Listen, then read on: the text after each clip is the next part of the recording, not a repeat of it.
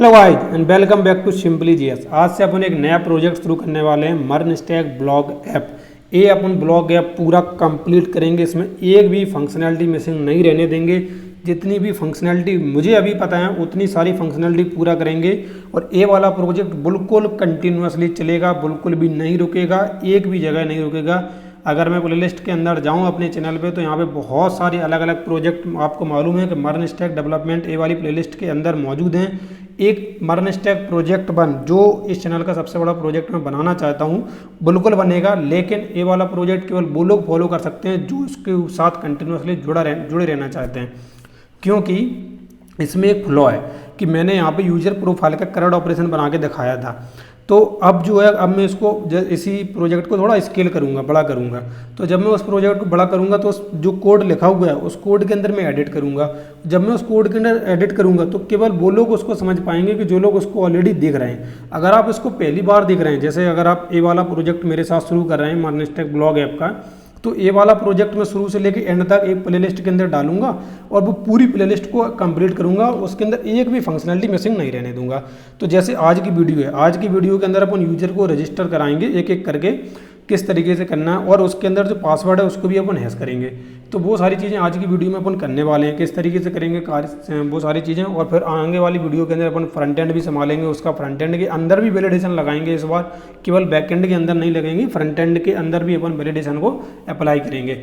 Authentication की अगर बात करूँ तो मल्टीपल ऑथेंटिकेशन इसके अंदर होने वाली है, JWT की भी होगी और पासवर्ड हैशिंग, ये तो आपको अभी आज ही मालूम करने वाला है। और JWT के अलावा फिर उसमें और भी कुछ ऐसी हैं कि जो छिपी हुई हैं, मतलब जो आपको मालूम नहीं है कि ये सारी चीज़ें किस तरीके से की जाती हैं। जैसे मैं आपको एक बताता हूँ कि डेटाबेस के अंदर दो कलेक्शन अगर आप बनाते हैं तो एक कलेक्शन का डेटा दूसरी कलेक्शन के अंदर किस तरीके से फैच करना है, वो सारी चीज़ें आप जानने वाले हैं। उसके अलावा भी अगर मैं बात करूँ तो जो HTML का जो ऐसा कंटेंट जो डेटाबेस के अंदर HTML के फॉर्म में सेव हुआ है, तो उसको अगर अपन लेके आएंगे तो वो HTML के फॉर्म में ही आता है, लेकिन उसको दिखाना अच्छे फॉर्म में है जो अपना नॉर्मल ब्राउजर होता है। तो ये सारी चीज़ें अभी आपको समझ में नहीं आएगी, लेकिन जब मैं इसको अप्लाई करूँगा तो आपको बहुत ईजिली समझ में आ जाएगा।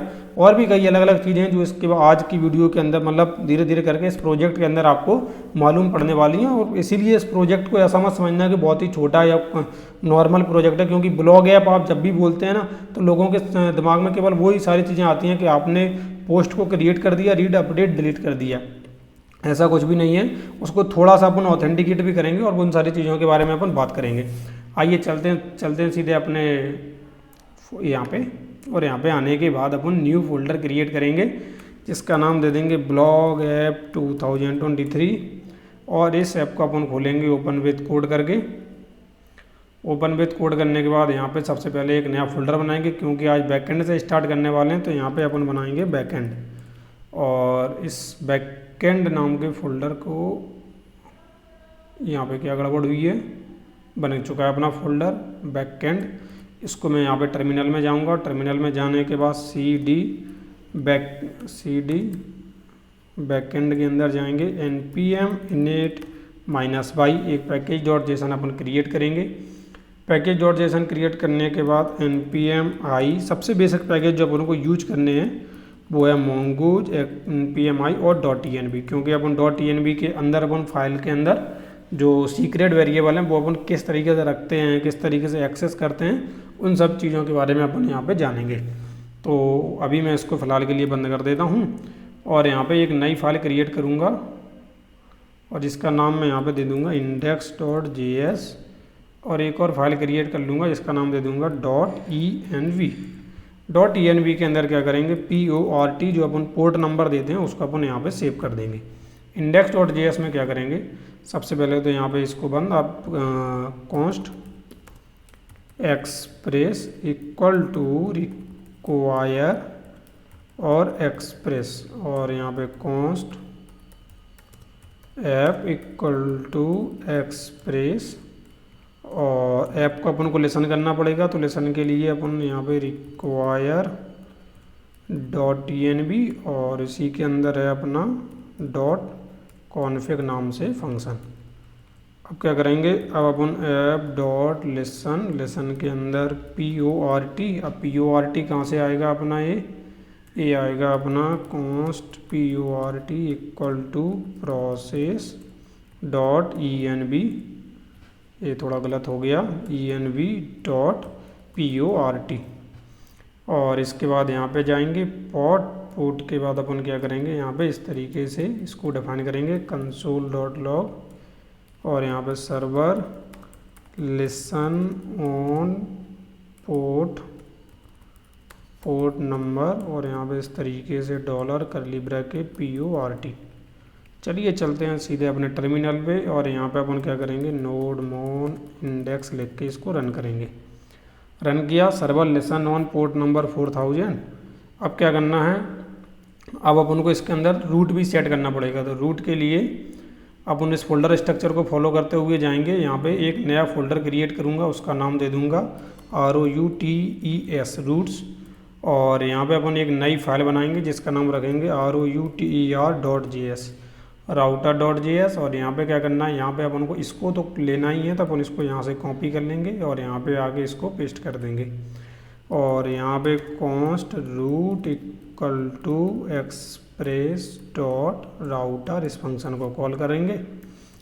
और यहाँ पे रूट को पहले करने से पहले मैं क्या करूँगा, यहाँ पे module.exports इक्वल टू रूट, तो अपन इस तरीके से कर देंगे।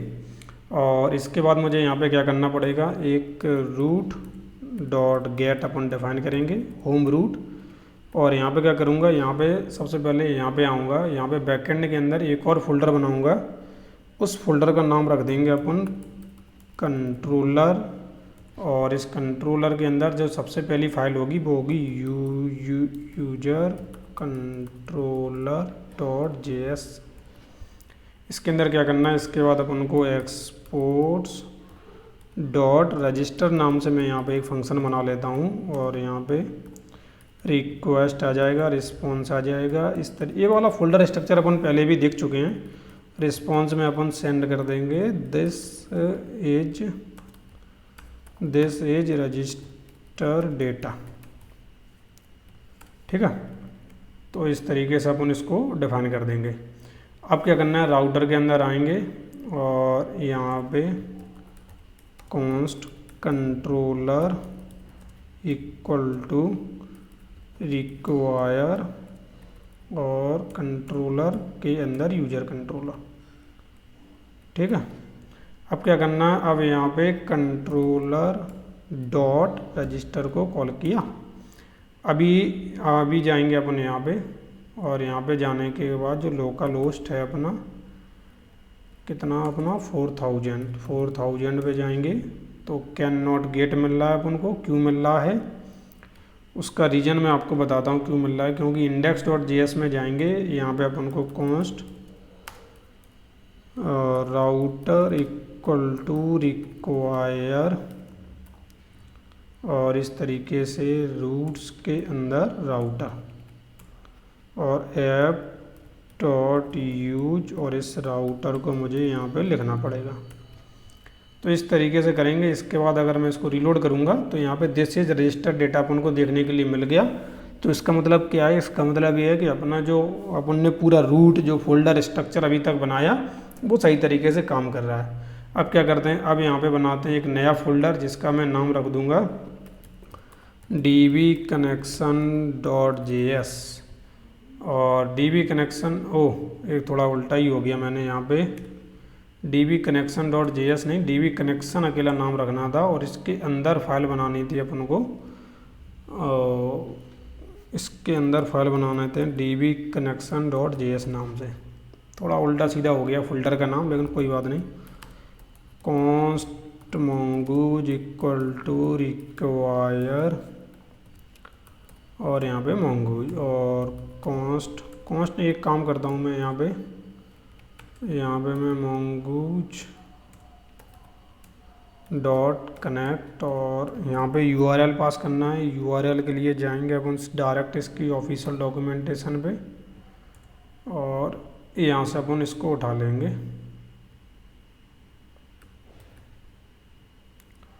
यहाँ पे पेस्ट करेंगे। टेस्ट की जगह मैं यहाँ पे दे दूँगा मर्नस्टैक ब्लॉग ऐप 2023 डॉट देन के अंदर यहाँ पे console.log करना है अपन को। कनेक्शन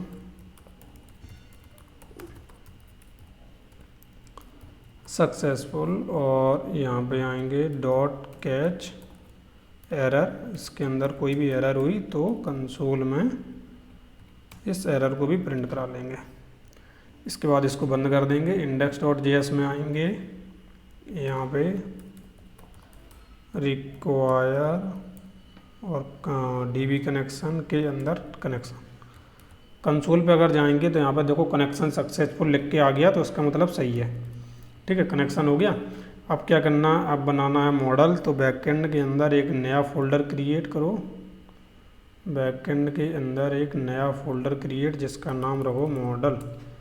अब इस मॉडल के अंदर एक नई फाइल बनाओ जिसका नाम रखो यूजर मॉडल डॉट JS, और यहाँ पे सबसे पहले तो कॉन्स्ट mongoose रिक्वायर mongoose। इसके बाद क्या करना है, इसके बाद अपन को यहाँ पे कॉन्स्ट, और इसके बाद जो अपना स्कीमा होता है स्कीमा और मॉडल, इन दोनों को कहाँ से रिक्वायर करना है, mongoose में से अपन रिक्वायर कर लेते हैं। ले लिया। ये अपन ने क्या किया, ये अपन ने यहाँ पे ऑब्जेक्ट के अंदर से डीस्ट्रक्चरिंग का कॉन्सेप्ट लगाया। इसके बाद मैं यहाँ पे लगाता हूँ const user schema equal to new, और यहाँ पे डायरेक्ट स्कीमा का फंक्शन ऑब्जेक्ट क्रिएट कर दो यहाँ पे इस तरीके से। ठीक है, अब यहाँ पे क्या करना है, यहाँ पे टाइप नहीं, पहले तो यहाँ पे अपन को डिफाइन करना पड़ेगा ना कौन कौन सी फील्ड अपन को लेना है। तो रजिस्ट्रेशन के टाइम पे कौन कौन सी फील्ड होती है, नेम होता है, ईमेल होता है, पासवर्ड होता है। तो नेम के अंदर टाइप तो है इसकी स्ट्रिंग करनी है, और इसको रिक्वायर्ड ट्रू भी कर देना है। सेम चीज़ को अपन कर लेंगे कॉपी, और मल्टीपल टाइम यहाँ पे कर दूंगा मैं ईमेल, और यहाँ पे पासवर्ड। एक काम और करेंगे, यहाँ पे इस तरीके से यहाँ पे टाइम स्टैम्प्स को ट्रू कर दूंगा, जिससे क्या हो जाएगा ना, जिससे अपन को ये मालूम पड़ जाएगा कि जो यूजर है वो कितने समय कब उसने क्रिएट किया था, है ना। अब क्या करेंगे अपन, अब यहाँ पे कॉन्स्ट यूजर मॉडल नाम से एक वेरिएबल बनाएंगे, और यहाँ पे जो अपन ने मॉडल को रिक्वायर किया था ना उसी को कॉल करेंगे, और यहाँ पे नाम दे दूंगा यूजर, और यहाँ पे यूजर स्कीमा अपन यहाँ पे दे देंगे। इस तरीके से पास करेंगे module dot exports equal to user model. अब आप मुझे ये बताइए, इसको अपन ने यहाँ से एक्सपोर्ट तो कर दिया, लेकिन इंपोर्ट किस फाइल के अंदर करना चाहिए। काफ़ी लोगों को लगेगा index.js के अंदर इंपोर्ट करना चाहिए, क्यों, क्योंकि इसके अंदर सर्वर है। फिर कुछ लोगों को लगेगा राउटर के अंदर करना चाहिए, क्यों, क्योंकि राउटर के अंदर अपन ने रूट सेट किए हैं। लेकिन मुझे बताइए इन दोनों में से किसी भी जगह पे इसका यूज होता है क्या। आपने इस फोल्डर स्ट्रक्चर के साथ पहले भी काम किया है ना, तो यूजर कंट्रोलर के अंदर अपन को इसको इंपोर्ट करना पड़ेगा, क्योंकि जो इसका यूज है वो अपन को इसी जगह पे करना है। तो अभी तो करना नहीं है, तो अभी अपन इसको इंपोर्ट नहीं करेंगे, जब इसको ज़रूरत पड़ेगी तब अपन इसको इंपोर्ट कर लेंगे। ठीक है, और अभी अपन को क्या करना है, अभी अपन को सबसे पहले यहाँ पे कॉन्स्ट नेम और ईमेल और पासवर्ड चेक करने हैं कि क्या रिक्वेस्ट डॉट बॉडी में से सही तरीके से आ रहे हैं या नहीं। उसके लिए अब अपन को यहाँ पे इंपोर्ट करना पड़ेगा कॉन्स्ट यूजर इक्वल टू, और यहाँ पे रिक्वायर, और यहाँ पे क्या करते हैं, यहाँ पे अपन डॉट डॉट मॉडल के अंदर यूजर मॉडल। तो अभी अगर मैं यहाँ से सबसे पहले इसको रिलोड करके दिखा दूँ, इस वाले को अगर मैं रिलोड करता हूँ तो आपको मालूम है कि इस तरीके से आपको एरर देखने के लिए मिलेगी, can not destructure name of request dot body as it is undefined. ठीक है, अभी एरर क्यों मिल रही है, किस तरीके से मिल रही है। सबसे पहले अगर मैं आपको यहाँ पे दिखाऊँ तो यहाँ पर भी आपको इस तरीके से देखने के लिए मिल जाएगा, can not destructure property name of request dot body as it is undefined. अभी एरर मिल क्यों रही है, किस वजह से मिल रही है, उसका कारण है कि आपने यहाँ पे क्या किया, यहाँ पे आपने ऐप डॉट यूज express.json नहीं किया था, और इस तरीके से अगर कर देंगे तो ए वाली एरर, स्पेशली ए वाली जो एरर है वो चली जाएगी। और यहाँ से वो नहीं गई है, यहाँ से क्यों नहीं गई है देखते हैं। नीचे नीचे यहाँ पे चालू नहीं हुआ ये।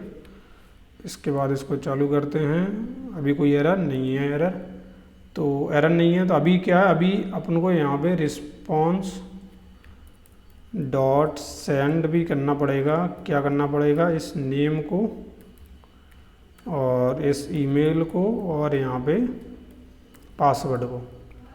अब यहाँ पे क्या है ना कि अभी अपन यहाँ पे गेट रिक्वेस्ट कर रहे थे अभी तक अपन। सबसे पहले हम आपको यहाँ पे डेटाबेस खोल के दिखाता हूँ मैं, क्योंकि डेटाबेस के साथ अगर आपको कनेक्शन मालूम पड़ गया ना कि यहाँ के बिल्कुल सही तरीके से हो चुका है, तब थोड़ा सा डेटाबेस के साथ काम करने में मज़ा आता है। यहाँ पे MERN stack blog app 2023 users के नाम से कलेक्शन बन चुका है, तो यानी कि ये चीज़ तो अपनी बिल्कुल सही तरीके से काम की है। अब क्या करते हैं, अब यहाँ पे जो पोस्टमैन है उस पोस्टमैन को अपन खोलते हैं, क्योंकि जो पूरा काम है इसी के साथ करना है।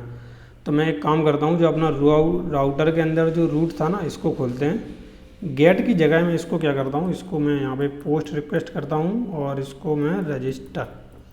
तो यहाँ से अपना एक्चुअल में क्या हो रहा है, यहाँ से अपना एक्चुअल में स्टार्टिंग हो रही है रजिस्ट्रेशन की एपीआई टेस्टिंग के साथ। तो यहाँ पे क्या करना है, यहाँ पे अपन सबसे पहले ब्लॉग ऐप टेस्टिंग करके मैंने बनाया है, तो यहाँ पे post HTTP local host 4000 suggest register body के अंदर आपको जाना है। बॉडी के अंदर जाने के बाद यहाँ पे रॉ और यहाँ पे जो सेलेक्ट करना है वो जेसन को करना है। एक बार मैं आपको शुरू से करके दिखाता हूँ। यहाँ पे मैं प्लस के ऊपर क्लिक करूँगा, न्यू कलेक्शन आएगा, यहाँ पे जाएंगे, यहाँ पे जाके नीचे आएंगे, यहाँ पे रीनेम का ऑप्शन आएगा। तो यहाँ पे मर्न स्टैक ब्लॉग ऐप में लिख दूँगा।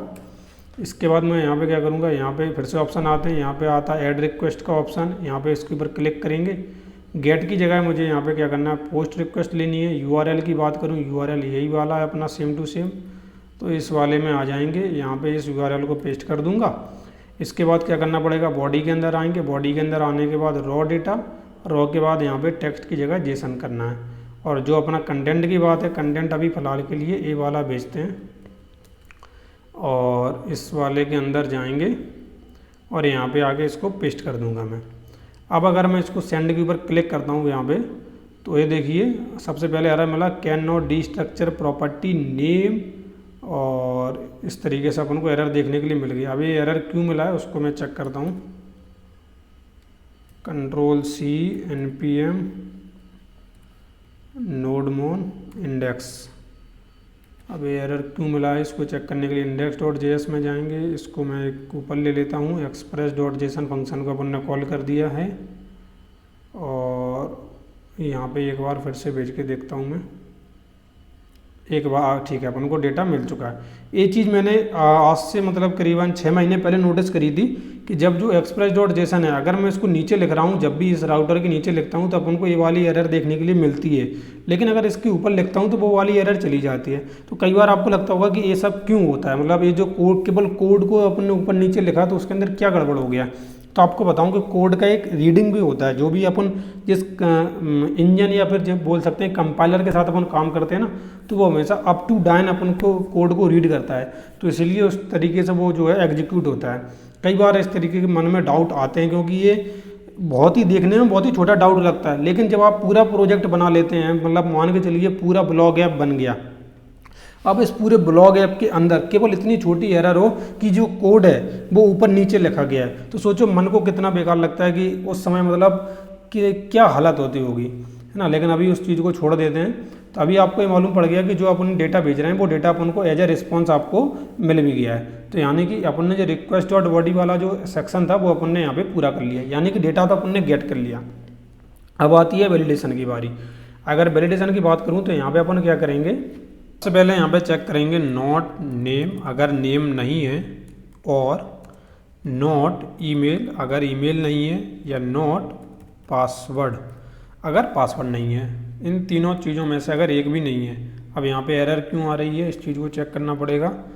नॉट नेम, ओ यहाँ पे अपन ने और ऑपरेटर नहीं लगाया है ना, तो यहाँ पे अपन ने चेक किया इफ़ नॉट नेम और नॉट ईमेल नॉट पासवर्ड, अगर इन तीनों में से एक भी चीज़ मिसिंग है तो आप क्या करो, रिस्पॉन्स डॉट स्टेटस स्टेटस, और स्टेटस कितना 400 डॉट सेंड कर दो। क्या सेंड कर दो? आप सेंड कर दो ऑल फील्ड्स आर मैंडेटरी। तो इस तरीके से अपन इसको सेंड कर देंगे। चेक कर लेते हैं ये वाला सही तरीके से काम कर रहा है कि नहीं। तो यहाँ पे जाएंगे, इस वाली फील्ड को अभी मैं हटा देता हूँ यहाँ से इसको। अब मैं सेंड के ऊपर क्लिक करता हूँ तो ऑल फील्ड आर मैंडेटरी, तो इस सही तरीके से काम कर रहा है। कंट्रोल जेड करके इसको वापस लाते हैं तो अपना ये सही तरीके से अभी काम कर रहा है। ये वाला तो हो गया। अब क्या करना है, अब अपन को यहाँ पे ट्राई कैच का यूज करना है। ट्राई कैच का यूज करेंगे और इसके बाद अपन इसके अंदर लिखेंगे, क्या करेंगे, अब इसके अंदर जो अपने पास ईमेल आ रही है, नेम आ रहा है, पासवर्ड आ रहा है, तो जब यूजर रजिस्टर करता है तो रजिस्टर करते समय जैसे रजिस्ट्रेशन होता है, फिर उसके बाद लॉगिन होता है, तो अपन को ये चेक करना पड़ेगा ना कि जो अपना ईमेल है वो ईमेल कहीं पहले से तो एग्जिस्ट नहीं है डेटाबेस के अंदर। अगर पहले से एग्जिस्ट है तो अपन ऐसा चाहते नहीं है कि वो रजिस्टर करे। क्यों करे वो रजिस्टर? अब उसको डायरेक्ट लॉगिन करना चाहिए, है ना।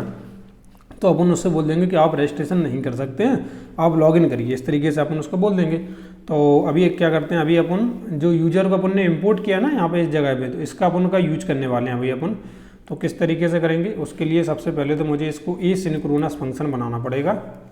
इसको मैं एसिंक्रोनस फंक्शन बना देता हूँ और यहाँ पे लिख देंगे कॉन्स्ट यूजर चेक, या फिर हाँ यूजर चेक करके यहाँ पे मैंने वेरिएबल बना दिया और यहाँ पे अवेट कीवर्ड लिखा और बोला आप यूजर के अंदर जो अपना यूजर नाम का कलेक्शन है इसके अंदर मैं फाइंड वन वाला मेथड अप्लाई करूँगा और बोलूँगा कि जो ईमेल जो डेटाबेस के अंदर है, जो ईमेल जो हमारे पास आ रही है, इन दोनों ईमेल को चेक कर लो। अब क्या होगा, इन दोनों ईमेल को एक दूसरे के साथ मिलाया जाएगा। अब मिला के चेक कर लिया जाएगा क्या ये दोनों ईमेल सेम टू सेम है। अगर होंगी तो यूजर चेक के अंदर कुछ ना कुछ आपको मिल जाएगा।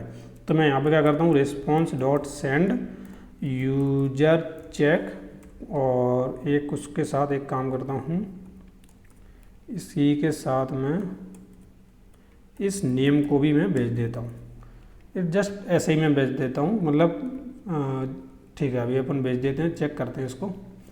अगर मैं इसको इस तरीके से सेंड करता हूँ अभी तो ठीक है, अभी अपन सेंड कर दें। अगर मैंने यहाँ पे सेंड किया तो यहाँ पे यूजर चेक के अंदर देखो नल आ रहा है, नेम का वैल्यू तो अपन को मिल ही रहा है।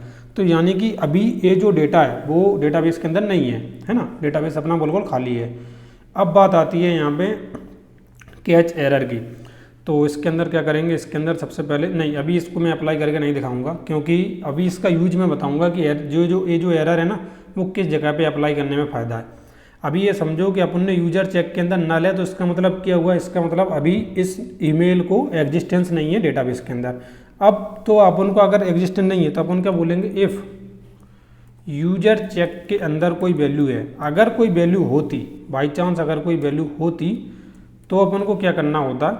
तो अपन को इसी को कॉपी कर लेते हैं अपन, इस वाले को, और इसके अंदर पेस्ट कर देते और 400 एरर के साथ अपन भेजते हैं यहाँ पे कि क्या भेजते हैं अपन, प्लीज यूजर लॉगिन, नहीं login, you can please login this email already exist. इस तरीके से अपन कुछ भी भेज सकते थे जो आपको सही लगे। ठीक है, अब अपन ने यहाँ तक तो कर लिया कि अगर यूजर है पहले तो अपन इस तरीके से भेज दो, और अगर नहीं है तो अब जब नहीं है तब क्या कराना, मतलब अभी तो ये वाली ईमेल आईडी है नहीं अपने डेटाबेस में, तो अब अपन को क्या करना है, अब अपन को ये करना है इस डेटा को स्टोर करना है। तो उसके लिए अपन को सबसे पहले नया यूजर बनाना पड़ेगा। तो अपन कॉन्स्ट न्यू यूजर करके वेरिएबल बना लेंगे और न्यू वेरिएबल के साथ, न्यू कीवर्ड के साथ यहाँ पे एक यूजर नाम से अपन इसको कॉल करेंगे। और यहाँ पे अपन दो चीज़ें कर सकते हैं, ये जो कलेक्शन है इसके ऊपर आप दो चीज़ें कर सकते हैं कि एक तो आप डायरेक्ट रिक्वेस्ट डॉट बॉडी पूरा पास कर सकते हैं, दूसरा आप ये कर सकते हैं कि ऑब्जेक्ट बनाओ और यहाँ पे नेम, ईमेल और यहाँ पे पासवर्ड इस तरीके से पास कर दो। अब ये इस तरीके से पास करने पे क्या होता है, और रिक्वेस्ट डॉट बॉडी अगर मैं डायरेक्ट पास कर देता हूँ तब क्या होता है। देखो एक्चुअल में अपन ने इस तरीके से पास कर दिया, तो अब भी ये ऐसा नहीं है कि बिल्कुल इसी तरीके से पास किया जाता है। पास तो कुछ इस तरीके से किया जाता है, नेम और नेम इस तरीके से पास किया जाता है, लेकिन क्योंकि दोनों प्रॉपर्टी सेम टू सेम है इसीलिए अपन ऐसा पास कर सकते हैं, वरना ये भी पास अपन नहीं कर सकते थे। अगर अब मैं यहाँ पे रिस्पॉन्स डॉट सेंड कराऊँ क्या न्यू यूजर को अगर मैं यहाँ पे सेंड कराता हूँ तो आप यहाँ पे देखना क्या होगा। मैं यहाँ पे गया, मैं इसको पोस्ट करता हूँ। जैसे ही मैंने सेंड के ऊपर क्लिक किया, यहाँ पे देखो नया यूज़र आया, नेम आया, ईमेल आया, पासवर्ड आया, वो ठीक है, लेकिन यहाँ पे आईडी आ गया। तो जब भी आप इस वाले फंक्शन को चलाते हैं ना, ये जो न्यू यूजर, तो उससे क्या होता है, यूजर क्रिएट हो जाता है, उसकी आईडी बन जाती है। अब आप देखना, मैं यहाँ पे क्या करता हूँ, जो यूजर बनाया है आपने नया यूजर, उसको मैं सेव करता हूँ। तो मैं कॉन्स्ट सेव यूजर, यूजर को मैंने सेव किया और यहाँ पे अवेट कीवर्ड का यूज करूँगा और इस यूजर को, इस न्यू यूजर को मैं सेव करा दूँगा। ठीक, अब मैं यहाँ पे सेव करा देता हूँ, लेकिन यहाँ पे देखना अभी एरर अपन ने कुछ भी नहीं भेजी है। तो यहाँ पे देखना आउटपुट क्या आएगा। मैं यहाँ पे सेंड के ऊपर मैंने क्लिक किया और यहाँ पे वो जो रिक्वेस्ट थी वो चलती जा रही है, कुछ भी नहीं हुआ और रिक्वेस्ट चलती जा रही है। और अगर मैं यहाँ पे इसको कंसोल के अंदर दिखाऊँ तो कुछ भी एरर है ही नहीं, कुछ एरर नहीं है। लेकिन क्यों नहीं है, ऐसा क्यों हो रहा है? ऐसा इसलिए हो रहा है क्योंकि अपन ने यहाँ पे response dot status 400 dot error अभी तक अपन ने नहीं भेजी है, डॉट सेंड। इस एरर को अगर मैं यहाँ पे भेज देता हूँ तो अब आप देखो क्या होगा। अब मैं यहाँ पे दोबारा से करता हूँ, अगर मैं सेंड करता हूँ तो please log in this email already exist. अब ये क्यों आ रहा है, दिस ईमेल ऑलरेडी एग्जिस्ट आ रहा है, तो इसका मतलब है डेटाबेस के अंदर डेटा जा चुका है। तो यूजर मर्नस्टैक ब्लॉग ऐप सागर अमन @email, सेम डेटा 2 बार अपना जा चुका है। अब यहाँ पे देखो 1 2 3 4 सेम डेटा अपना 2 बार जा चुका है। लेकिन अगर अपन ने जो ईमेल वाला लगाया है, जो अपन ने ईमेल वाला लगाया है, वो अब सही तरीके से काम ही नहीं कर रहा है, क्योंकि सेम ईमेल है aman@email.com, aman@email.com। तो ये तो सही तरीके से काम नहीं किया ना। यहाँ पे अगर आपने यहाँ पे ध्यान दिया होगा तो यहाँ पे इसने रिस्पॉन्स डॉट सेंड तो किया, please log in this email already exist, लेकिन उसने यहाँ पे फिर भी सेव करा दिया यूजर को। अगर यूजर इस तरीके से सेव हो गया फिर तो गड़बड़ है ना। तो यहाँ पे अपन को क्या करना पड़ेगा, यहाँ पे अपन को रिटर्न कीवर्ड लगाना पड़ेगा। अब रिटर्न कीवर्ड अगर मैं यहाँ पे लगा देता हूँ, अब इसके बाद अगर मैं यहाँ पे करता हूँ सेंड के ऊपर क्लिक, 2 बार हो चुका है ना। अब मैं सेंड के ऊपर जैसे ही मैंने क्लिक किया, अब यहाँ पे गया मैं, अब यहाँ पे देखो मैं इसको रिफ्रेश करता हूँ। जैसे ही मैंने रिफ्रेश किया फिर भी 2 के 2 बार ही है। यहाँ पे भी आप देख सकते हैं कि तीसरी बार ही नहीं हुआ है ना। तो अब क्या कर रहा है, अब वो सही तरीके से अप्लाई कर रहा है। यहाँ पे अगर रिटर्न कीवर्ड नहीं लगाते तो वो अप्लाई सही तरीके से नहीं कर रहा था। अब लेकिन जो चीज़ मैं आपको बताना चाहता था न्यू यूजर के बारे में और सेव यूजर के बारे में, तो वो चीज़ यहाँ पे मिस हो चुकी है। मैं आपको एक बार फिर से बताता हूँ कि क्या होता है। मैं पहले इनको मैं डिलीट कर देता हूँ और डिलीट कर दिया और डिलीट कर दिया, ठीक है। और डिलीट करने के बाद अभी मैं फ़िलहाल के लिए इसको मैं कमेंट कर देता हूँ और इसको रिस्पॉन्स डॉट सेंड और न्यू यूजर को मैं सेंड करता हूँ। मैं न्यू यूजर को सेंड किया मैंने और एरर को यहाँ पे मैं ऑलरेडी सेंड कर चुका हूँ इस बार। अब मैं क्या करूँगा, इसको दोबारा से सेंड करूँगा। मैंने सेंड किया, यहाँ पे नेम ईमेल पासवर्ड आ गया। अब अगर मैं यहाँ पे डेटाबेस के अंदर जाता हूँ, आप यहाँ पे देखो मैं जैसे रिलोड कर रहा हूँ, यहाँ पे कुछ भी डेटा मुझे नहीं मिल रहा है। आप यहाँ पे देख सकते हैं कोई भी डेटा नहीं है। अब मैं यहाँ पे एक बार क्या करूँगा, ये जो कॉन्स्ट यूजर सेव है ना, इसको मैं सेव कर देता हूँ। मैंने इसको सेव कर दिया और सेव करने के बाद मैं यहाँ पे क्या करता हूँ, यहाँ पे रिस्पॉन्स डॉट सेंड और इस सेव यूजर को भेजता हूँ, ठीक है। अब आप देखना क्या आउटपुट आएगा मुझे। मैं जैसे ही इसको जो पोस्ट है वो रिक्वेस्ट भेजने की कोशिश करूँगा, सेंड की मैंने पोस्ट रिक्वेस्ट भेजने की कोशिश करी, तो यहाँ पे देखो नेम ईमेल पासवर्ड आईडी के साथ साथ created add and updated add, तो इसमें चेंज किया हुआ। ये जो मतलब न्यू यूजर था और ये वाला जो यूजर था उसमें चेंज किया हुआ। उसमें चेंज ये हुआ कि उसने पहले क्या किया था, उसने पहले ये तीनों डेटा ले लिए थे और ये तीनों डेटा लेने के बाद उसने केवल आईडी को सेंड किया था। समझ में आई बात? तो इससे क्या होगा, इससे उसके अंदर स्टोर नहीं होगा। यूजर क्रिएट तो हो जाएगा लेकिन यूजर स्टोर नहीं होगा डेटाबेस में। जब इस आईडी के साथ ए वाला जो भेजा जाता है क्रिएटेड ऐड और जो अपडेटेड ऐड है, वो क्यों आया, वो आया इसलिए क्योंकि अपने टाइम स्टैम्प लगाया है। ये जब आता है ना किसी के साथ में, किसी यूजर के उसके साथ में, तब आपको ये मालूम पड़ता है कि हाँ ये डेटाबेस के अंदर स्टोर हो चुका है। तो अब अगर मैं डेटाबेस के अंदर जाऊंगा, इसके बाद अगर मैं रिलोड करूंगा तो यहाँ पे एक डेटा अपन को मिल जाएगा। अब सेम ईमेल के साथ अपन डेटा आप नहीं भेज सकते हैं। अगर मैं इसको दोबारा से कोशिश करूंगा तो आप यहाँ पे देखो please log in this email already exist. इसके बाद अगर अपन यहाँ पे जाएंगे, इस बार रिलोड करूंगा भी तो भी यहाँ पे सिंगल का सिंगल डेटा ही लगेगा, क्योंकि अपन ने यहाँ पे रिटर्न कीवर्ड लगा दिया है, ठीक है। अब अपना सही तरीके से पूरी वैलिडेशन जो एक्चुअल में होती है वो इस तरीके से होती है। कई बार आपने देखा होगा, इनफैक्ट मैंने भी एक दो बार गलत तरीके से वैलिडेशन लगवाई है, क्योंकि मुझे भी मतलब थोड़ा सा मुझे याद आ रहा है कि मैंने किसी एक वीडियो के अंदर मैंने उस तरीके से किया था कि जिसके अंदर मतलब वैलिडेशन लगवाई तो थी, लेकिन इसके अंदर जो रिटर्न कीवर्ड मैंने यहाँ पे लिखा है ना, इस तरीके से मैंने नहीं लिखा था। और ऐसा मैंने नहीं, बहुत सारे अलग अलग यूट्यूबर ने भी पहले से करके रखा है, तो मैं तो बस अपनी तरफ से सॉरी बोल सकता हूँ और कुछ नहीं हो सकता अभी फ़िलहाल के लिए। और अभी अपन को क्या करना है, अभी इसके अंदर पासवर्ड हैशिंग करना है। अभी अगर आप यहाँ पे डेटाबेस के अंदर जाएंगे तो डेटाबेस के अंदर आप यहाँ पे देखेंगे पासवर्ड अपना 1 2 3 4 पूरा लिखा हुआ दिखाई दे रहा है। पासवर्ड को हैश करने के लिए आपको मालूम है कि bcrypt.js का अपन यूज करते हैं, तो npm i bcrypt.js इस तरीके से लिख लेंगे। इसको इंस्टॉल होने देते हैं। इंस्टॉल होता है, इंस्टॉल होने के बाद अपन क्या करेंगे, दोबारा से इसको नोडमोन इंडेक्स को चला देंगे। सही तरीके से चल रहा है। अब जाएंगे अपन यहाँ पे किसके अंदर, अब जाएंगे मॉडल के यूजर मॉडल के अंदर। यहाँ पे अपन को क्या करना है, यहाँ पे अपन को कॉन्स्ट bcrypt को अपन को लेना है और यहाँ पे रिक्वायर bcrypt.js इस तरीके से ले लेंगे। अब जो मॉडल है ना, मॉडल के पहले अपन को इसको लिखना है। क्या लिखना है, इसमें लिखना है कि जो यूजर स्कीमा है इसके अंदर एक फंक्शन होता है प्री। इस प्री फंक्शन को मैं कॉल करना चाहता हूँ और जो सेव फंक्शन है उसके पहले कॉल करना चाहता हूँ। ये जो आपने यहाँ पे फंक्शन दिया, इसमें आप बता दें कि किस फंक्शन के पहले आप कॉल करना चाहते हैं। उसके बाद एसिंक्रोनस यहाँ पे फंक्शन बनाऊँगा। अब यहाँ पे एक चीज़ का ध्यान रखना, गलती से भी यहाँ पे फैट एरो फंक्शन मत बना देना। ये जो फंक्शन जो मैं बना रहा हूँ इसी तरीके से बनाना, और यहाँ पे नेक्स्ट कीवर्ड और यहाँ पे ये इस तरीके से अपन को डिफाइन करना है। ठीक है, इस तरीके से डिफाइन करने के बाद आपको क्या करना है,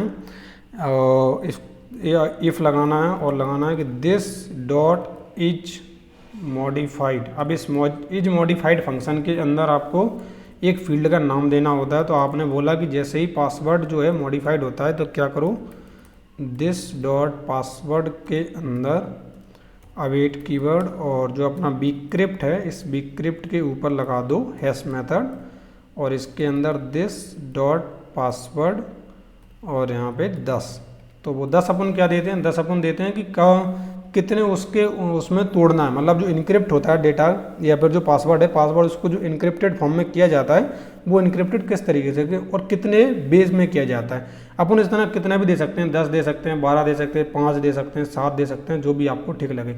इसके बाद अपन को क्या करना है, इसके बाद इस नेक्स्ट फंक्शन को कॉल कर देना है। ठीक है, अब अपन क्या करेंगे, एक नया डेटा अपन स्टोर करेंगे। अब मैंने यहाँ पे aman@email किया था ना, अब मैं यहाँ पे simplyjs@email.com करता हूँ। सेंड के ऊपर क्लिक करूँगा, यहाँ पे नेम ईमेल मिल गया, पासवर्ड सारी चीज़ें मिल गई। इस बार आप पासवर्ड देखो तो अपना इनक्रिप्टेड फॉर्म में अपन को मिल चुका है।